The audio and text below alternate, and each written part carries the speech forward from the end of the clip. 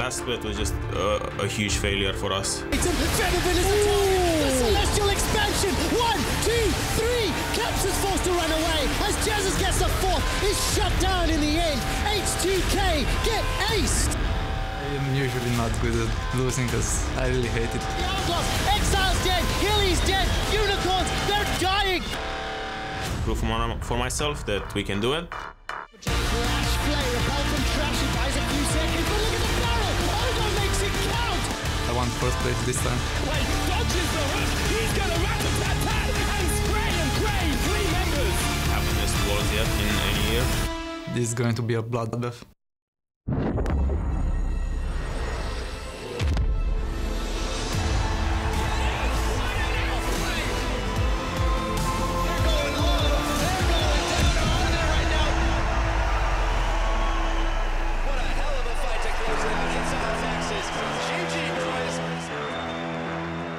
Hello everyone and welcome to the final day of week 2 in the EULCS Summer Split. H2K and Unicorns of Love are facing off later tonight, but stepping up on stage first are Splyce and the Mysterious Monkeys, who are preparing as we speak. Splyce was getting some rays, a little bit of sun before entering the studio, as well as the Mysterious Monkeys. You gotta stay hydrated, even if you're a monkey, when you want to hit the stage and when you want to get that W, as we see the huddle of Splyce. Hello everyone, I'm EpicSkillshot supporter, following today's series alongside Andrew Various Day. We're standing, we have legs, and you have socks. And I have trousers that fit too. Yeah, it's wonderful. exactly. I look great. You look great too. Did you just give yourself a compliment? I did. And then you wanted to I'm mask it by saying that I look great too. Yeah. Okay, I look fantastic, but you look fine too. All right, League of Legends. Yesterday, Misfits Gaming, they took the series against Roccat with a 2-0 victory in the fight for Group A. 2-1, sorry. I didn't want to take that away from Roccat because they did manage to win one game versus Misfits, and that one was very convincing. Sadly for them, it stopped there. Yeah.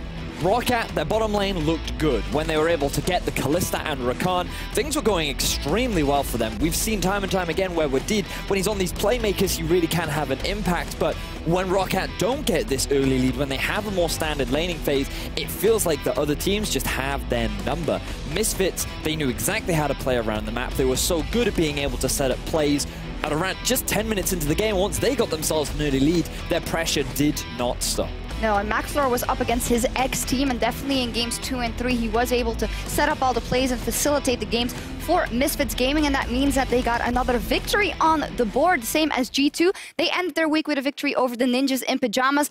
Yeah, it was quite scrappy. It was quite back and forth, and we heard Perks in a post-game interview saying, well, hey, we're not on our top form yet. It might even take a couple of weeks before we're there. Exactly that. Perks was saying that we're still figuring out what's OP. You know, we're still suffering from a little bit of jet lag. You also just come out of the hospital. There are a lot of little things that are just kind of adding up for G2, but that shouldn't also take away from the fact that NIP were playing extremely well, especially looking at how much of a challenge they gave it to NIP. Look, even on your screen right now, 11-5 in kills. You can really see that NIP as a team are showing that they are willing to bring it to the top teams, and they will make you fight for that win. Yeah, that also makes me excited about next week's matchups, NIP versus Roccat. Finally, we'll see what these guys can do and how they can brawl it out. But with their win, G2 and Misfits Gaming are now one step closer to the top of Group A. Currently, though, still trailing behind Fnatic, who are now the leaders for now. And also in Group B, we have H2K and the Unicorns of Love. And if we take a look at the matchups today, they will be fighting. The Unicorns of Love and H2K are gonna brawl, and we saw it in the intro video there.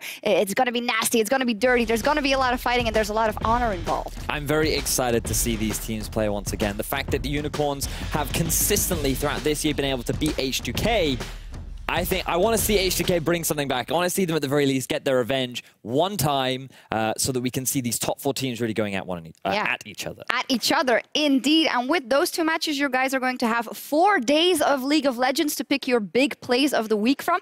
And we want to know your favorites, so be sure to hit us up at LOL Esports using the hashtag EULCS with all them big plays, because we've seen a couple. Yeah, we've had some great wombo combos, we've had some great outplays, Caps getting a solo kill onto Perks, Roccat bringing out a couple even more big team fights, like a lot of good plays to choose from. Indeed, but now let's focus in on the first match of the day as the Mysterious Monkeys. Well, they've shown so far that they won't sit back and lose, but they haven't been able to win a series yet, Andy. Well, they did have quite the tough schedule, I feel, coming into this. And today might be their first big chance at winning one versus Splice. Exactly that. Remember, ladies and gentlemen, that so far the Mysterious Monkeys, they've only played against H2K and UOL, two of the top contenders to be leading in Group B. Now they have the opportunity to go against an underperforming Splice. And given the proactive place... Underperforming Splice? That's what I feel right now. All I feel right. like considering Splice have brought in a new coach and their expectations are to improve based on their performance last split. Towards the end, we saw a little bit of an improvement, but I still feel like they're still suffering from the same sort of issues. And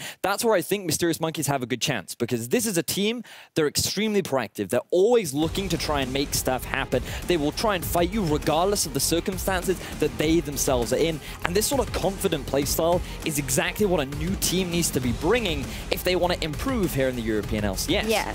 Now, if you're Splice, the big issue that you have is that in the early game, you struggle, right? We saw that versus Vitality, where a lot of their early deficits came from them trying to be proactive in the early game, and it ended up backfiring horribly. So the big concern I have for Splice is they get drawn in to the skirmish fighting style of the Mysterious Monkeys, and that's where they'll actually be able to get a big enough lead. And I don't think they have the same level of macro and understanding of the game like H2K and UOL to punish the Monkeys once you get later on. Yeah, I guess that's what I was wanting to quiz you about, underperforming Splice, but you mean that when it comes to other games like Vitality, we also saw Vitality was still able to get an early game lead against them, and that's not the kind of thing you want to see happen. No, I mean, when you're also as seasoned at this point as Splice, the fact that they were in the finals last year in summer, you expect them to maintain that sort of level, and right now, it's the top 4 teams in Europe, and Splice is not included in that, and I'm sure that bothers them a lot, but when you've held on to the same roster, expectations should be a little bit higher. So if you are Splice, and if you're a Splice fan, going up against the Mysterious Monkeys, you'd be expecting to get yourself a dominant 2-0